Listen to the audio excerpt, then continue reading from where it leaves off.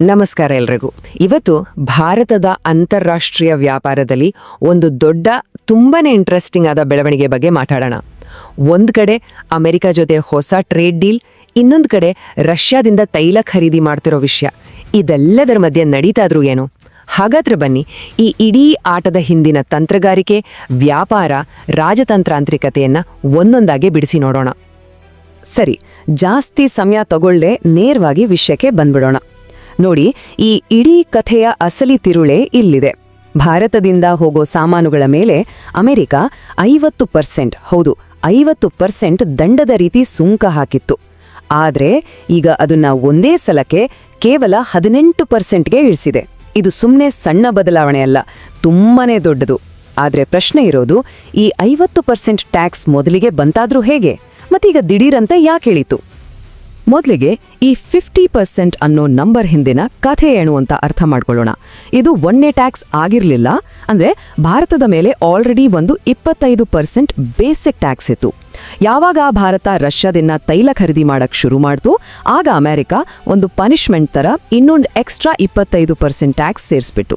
So 25 + 25 ಒಟ್ಟು 50% ಆಗಿತ್ತು.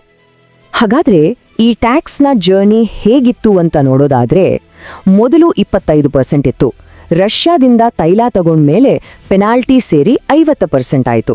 ಆದರೆ ಈಗ ನೋಡಿ, ಹೊಸ ಡೀಲ್ ಪ್ರಕಾರ ಇದು ಸಡನ್ ಆಗಿ ಅಕ್ಷರಶಃ ನಾಟಕೀಯವಾಗಿ 18%ಗೆ ಇಳಿದಿದೆ.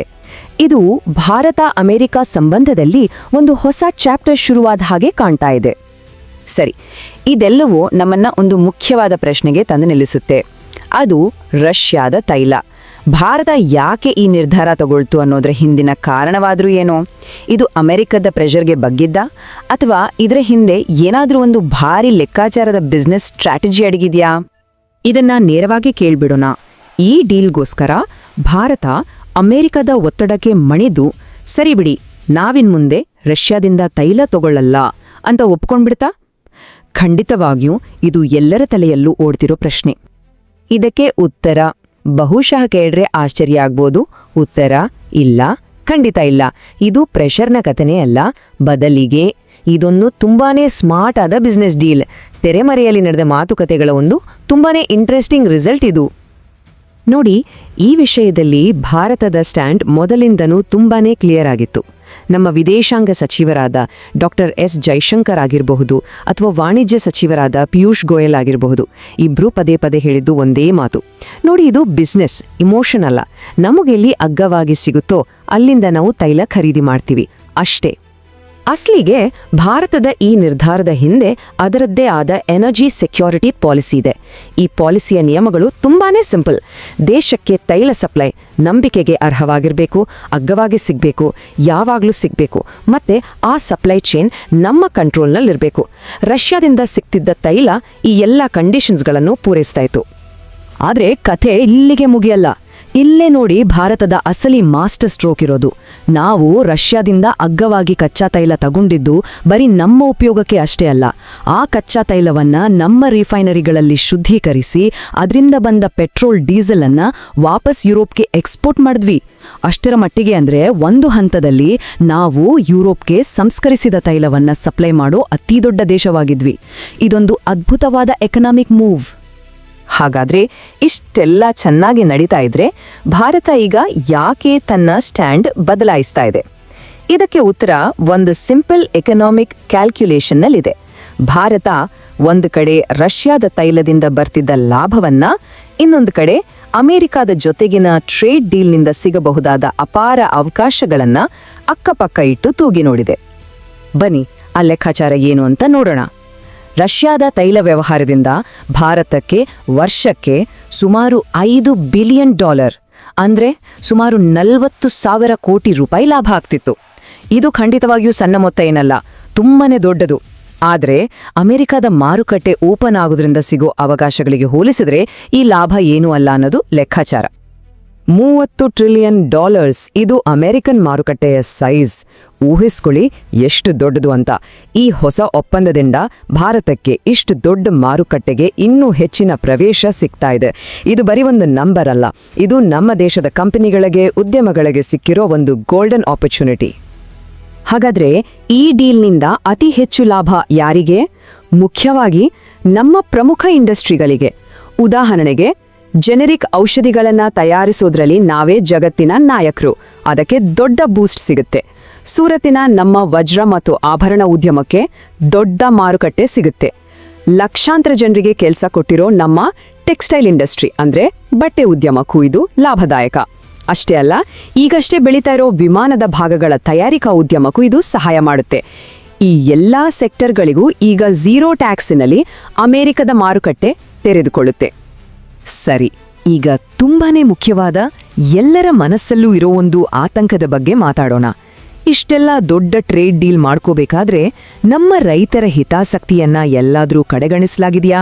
ನಮ್ಮ ಕೃಷಿ ಕ್ಷೇತ್ರವನ್ನ ಬಲಿ ಕೊಡ್ಲಾಗಿದೆಯಾ? ಈ ವಿಷಯದಲ್ಲಿ ಸರ್ಕಾರ ತುಂಬಾನೇ ಸ್ಪಷ್ಟವಾದ ನಿಲುವನ್ನ ಹೊಂದಿದೆ. ವಾಣಿಜ್ಯ ಸಚಿವ ಪಿಯೂಷ್ ಗೋಯಲ್ ಅವರೇ ಹೇಳಿದ ಹಾಗೆ, ರೈತರ ವಿಷಯಕ್ಕೆ ಬಂದ್ರೆ ಅದು ನಮ್ಮ ರೆಡ್ ಲೈನ್. ರೆಡ್ ಲೈನ್ ಅಂದ್ರೆ ಅದನ್ನ ದಾಟೋ ಮಾತೇ ಇಲ್ಲ. ಯಾವುದೇ ಕಾರಣಕ್ಕೂ ರೈತರ ಹಿತಾಸಕ್ತಿಯ ಜೊತೆ ರಾಜಿ ಮಾಡ್ಕೊಳ್ಳಲ್ಲ ಅನ್ನೋ ಸ್ಪಷ್ಟ ಸಂದೇಶ. ನಿಜವಾಗಿ ಏನಾಗಿದೆ ಅಂತ ನೋಡೋಣ. ನೋಡಿ, ಭಾರತ ಈಗಾಗಲೇ ಎಷ್ಟೋ ವರ್ಷಗಳಿಂದ ಅಮೆರಿಕಾದಿಂದ ಕೆಲವು ಕೃಷಿ ವಸ್ತುಗಳನ್ನ, ಉದಾಹರಣೆಗೆ ಕ್ಯಾಲಿಫೋರ್ನಿಯಾ ಬಾದಾಮಿ ತರಹದವನ್ನು ಇಂಪೋರ್ಟ್ ಮಾಡ್ಕೊಳ್ತಾ ಇದೆ. ಇದು ಹೊಸದೇನಲ್ಲ. ಆದರೆ ಈ ಹೊಸ ಡೀಲ್ನಲ್ಲಿ ನಮ್ಮ ದೇಶದ ಮುಖ್ಯ ಬೆಳೆಗಳಾದ ಗೋಧಿ, ಅಕ್ಕಿ, ಸೋಯಾ, ಹಾಗೆ ನಮ್ಮ ಡೈರಿ ಮತ್ತು ಪೌಲ್ಟ್ರಿ ಅಂದ್ರೆ ಹೈನುಗಾರಿಕೆ ಮತ್ತು ಕೋಳಿ ಸಾಕಣೆ ಕ್ಷೇತ್ರಗಳನ್ನು ಸಂಪೂರ್ಣವಾಗಿ ಪ್ರೊಟೆಕ್ಟ್ ಮಾಡಲಾಗಿದೆ. ಅವುಗಳ ಮೇಲೆ ಈಗಿರೋ ಟ್ಯಾಕ್ಸ್ನಲ್ಲೂ ಯಾವುದೇ ಬದಲಾವಣೆ ಇಲ್ಲ. ಹಾಗಾದ್ರೆ ಇದೆಲ್ಲವನ್ನು ಒಟ್ಟಿಗೆ ಸೇರಿಸಿ ನೋಡಿದಾಗ ಇದು ಭಾರತಕ್ಕೆ ಒಂದು ದೊಡ್ಡ ಸ್ಟ್ರಾಟಜಿಕ್ ವಿನ್ ಅಂತಾನೆ ಹೇಳಬಹುದು. ಯಾಕಂದ್ರೆ ಒಂದು ಕಡೆ ದೇಶಕ್ಕೆ ದೊಡ್ಡ ಮಟ್ಟದ ಆರ್ಥಿಕ ಲಾಭ ತಂದುಕೊಡೋ ಡೀಲ್ ಮಾಡಿಕೊಳ್ಳಲಾಗಿದೆ. ಅದೇ ಸಮಯದಲ್ಲಿ ನಮ್ಮ ವಿದೇಶಾಂಗ ನೀತಿಯ ಸ್ವಾತಂತ್ರ್ಯವನ್ನು ಕೂಡ ಕಾಪಾಡಿಕೊಳ್ಳಲಾಗಿದೆ. ಇಲ್ಲಿ ಸ್ಟ್ರಾಟಜಿಕ್ ಅಟಾನಮಿ ಅಥವಾ ಕಾರ್ಯತಂತ್ರದ ಸ್ವಾಯತ್ಯತೆ ಅನ್ನೋ ಪದವನ್ನ ಅರ್ಥ ಮಾಡಿಕೊಳ್ಳೋದು ತುಂಬಾನೇ ಮುಖ್ಯ. ಇದರ ಸರಳ ಅರ್ಥ, ಬೇರೆ ಯಾವುದೇ ದೇಶದ ಪ್ರೆಷರ್ಗೆ ಬಗ್ಗದೆ ನಮ್ಮ ದೇಶಕ್ಕೆ ಯಾವುದು ಒಳ್ಳೆಯದೋ ಆ ನಿರ್ಧಾರವನ್ನ ನಾವೇ ಸ್ವತಂತ್ರವಾಗಿ ತೆಗೆದುಕೊಳ್ಳೋದು.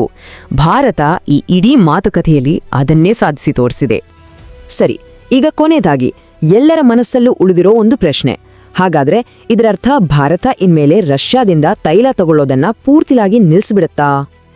ಇಲ್ಲ, ಭಾರತ ರಷ್ಯಾದಿಂದ ತೈಲ ತಗೊಳ್ಳೋ ಪ್ರಮಾಣವನ್ನ ಖಂಡಿತವಾಗಿಯೂ ಕಡಿಮೆ ಮಾಡುತ್ತೆ. ಆದರೆ ಅದನ್ನ ಸಂಪೂರ್ಣವಾಗಿ ಝೀರೋಗೆ ಇಳಿಸಲ್ಲ.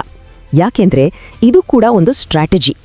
ತನ್ನ ಎಲ್ಲ ಆಯ್ಕೆಗಳನ್ನು ಓಪನ್ ಆಗಿಟ್ಕೊಳ್ಳೋದು ಮತ್ತೆ ಜಗತ್ತಿಗೆ ನಾವು ಎಲ್ಲರ ಸ್ನೇಹಿತರು, ಆದರೆ ಯಾರ ಗುಲಾಮರೂ ಅಲ್ಲ ಅನ್ನೋ ಒಂದು ಸ್ಪಷ್ಟವಾದ ಸಂದೇಶವನ್ನ ಕಳಿಸೋದು ಇದರ ಉದ್ದೇಶ. ಹಾಗಾದ್ರೆ ಈ ಇಡೀ ವಿಶ್ಲೇಷಣೆಯಿಂದ ನಾವು ಕಲಿಬೇಕಾದ ಮುಖ್ಯ ಅಂಶಗಳು ಏನು? 1, ಇದು ಯಾವುದೇ ಒತ್ತಡಕ್ಕೆ ಮಣಿದು ಮಾಡಿಕೊಂಡಿದ್ದಲ್ಲ, ಬದಲಿಗೆ ಇದೊಂದು ಸ್ಮಾರ್ಟ್ ಬಿಸ್ನೆಸ್ ಡೀಲ್. 2, ಇದು ಭಾರತಕ್ಕೆ $30 ಟ್ರಿಲಿಯನ್ ನಷ್ಟು ದೊಡ್ಡ ಮಾರುಕಟ್ಟೆಗೆ ಬಾಗಿಲು ತೆರೆಯುತ್ತೆ. 3, ನಮ್ಮ ರೈತರ ಹಿತಾಸಕ್ತಿಗಳನ್ನ ಸಂಪೂರ್ಣವಾಗಿ ಕಾಪಾಡಲಾಗಿದೆ. ಮತ್ತೆ ಕೊನೆಯದಾಗಿ 4, ಭಾರತ ತನ್ನ ಸ್ಟ್ರಾಟಜಿಕ್ ಅಟಾನಮಿಯನ್ನ ಯಶಸ್ವಿಯಾಗಿ ಉಳಿಸಿಕೊಂಡಿದೆ. ಕೊನೆಯದಾಗಿ ಒಂದು ಪ್ರಶ್ನೆಯೊಂದಿಗೆ ಇದನ್ನು ಮುಗಿಸೋಣ. ಇವತ್ತಿನ ಜಗತ್ತಿನಲ್ಲಿ ಸ್ನೇಹ, ದ್ವೇಷ, ಮೈತ್ರಿಕೂಟಗಳು ಎಲ್ಲವೂ ವೇಗವಾಗಿ ಬದಲಾಗ್ತಿದೆ.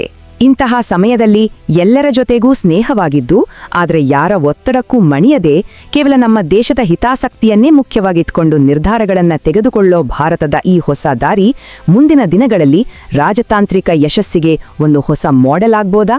ಇದರ ಬಗ್ಗೆ ಯೋಚನೆ ಮಾಡಿ.